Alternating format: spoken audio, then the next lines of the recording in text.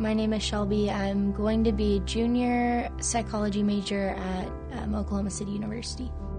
I have been in and out of the system for pretty much my whole life. I was sexually abused by my biological father when I was 5 years old, and it went on until I was 15, and I decided to have the courage to talk to someone at my high school about it.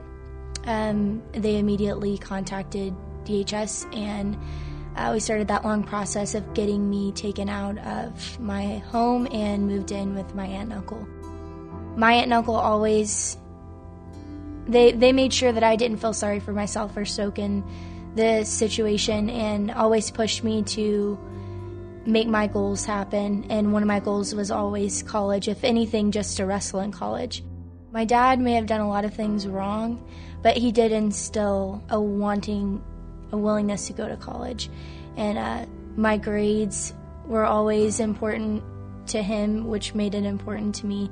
And wrestling was a big deal also. So I always looked to schools that had women's wrestling because it's an up-and-coming sport. So Oklahoma City just seemed like the perfect fit, and I knew all of the coaches there. They had been coaching me since I was little, so I didn't really look at any other schools besides Oklahoma City after they started their program.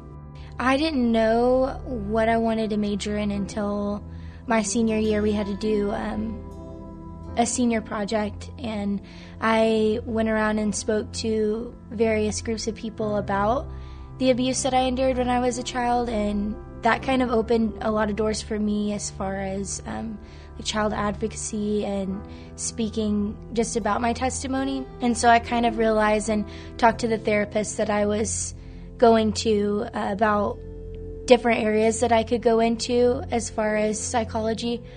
And so just talking to her kind of decided that I wanted to go into child advocacy and just be able to speak on behalf of kids that can't really speak for themselves, and hopefully someday be the same person that my therapist was for me. I had my aunt and uncle, but having someone there to push you, even if you think that your dreams are small, just having someone to push that dream and help you find resources to make that dream come alive, I think that helped a lot. Also, the fact that I feel like most people who go through those kind of situations are very resilient. I think that old saying when people say it takes a village to raise a child, I think that's completely true. You need everything that you can possibly get to get through some of those situations sometimes, and having those people around, having my therapist and coaches and teammates and my aunt and uncle there just helped that much more to drive me and keep me on the path that I needed to be on.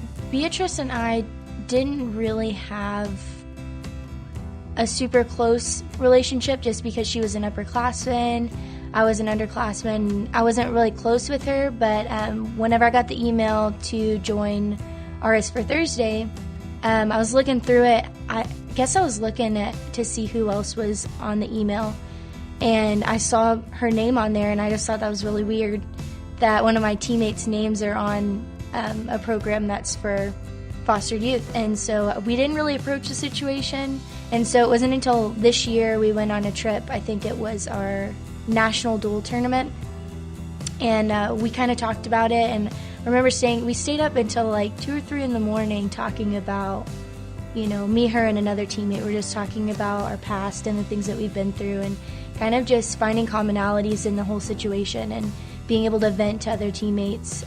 It was a really cool experience.